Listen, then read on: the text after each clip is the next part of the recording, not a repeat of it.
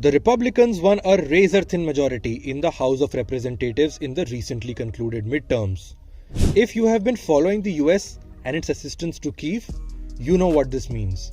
On the aid front, a Republican win was always going to be a nightmare for President Zelensky. And why not? The Biden administration has been generously dishing out aid since Russia's invasion began in February. It has also promised to continue this for as long as Kyiv wants. But now, almost a majority of Republicans, yes, including him, were and are still firm that the administration has done too much for Kyiv without accountability. It is precisely this issue that the Republicans are looking to tackle.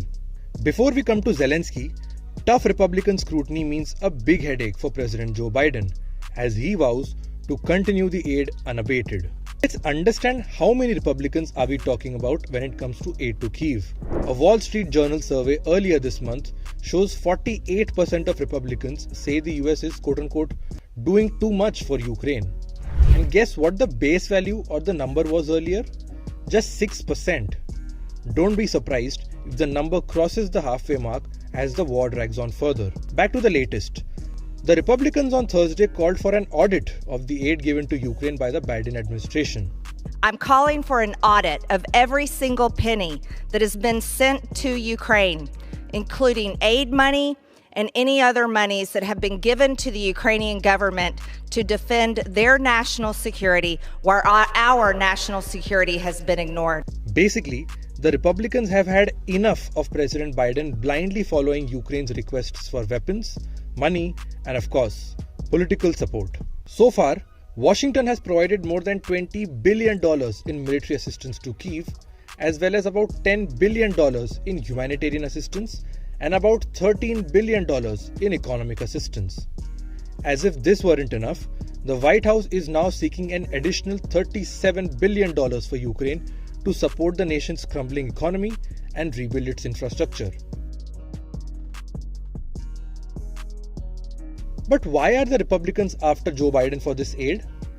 The grand old party has an answer. We could have already secured our border, but we're not doing that. We're ignoring the dangers happening at our border and the national security crisis that's happening in our country, while we are completely protecting another country's border and also waging a proxy war with Russia. Republicans believe that this unaccounted aid to Ukraine is coming at the expense of the United States, that Washington is being ignorant of pressing issues at home that demand funds and attention.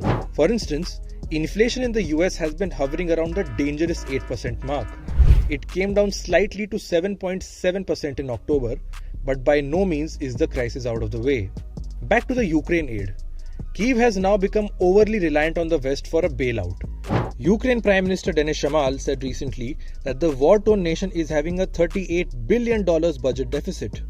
Who does it expect to come to the rescue? The West. Which also brings us to the larger question. How long can the US continue with these blank checks? The Republicans aren't going to let the White House get away with any more such aid without scrutiny. Backing the House of Representatives was just the impetus for the party to get Joe Biden's ambitious plans in line. Do you think Biden's aid will pass the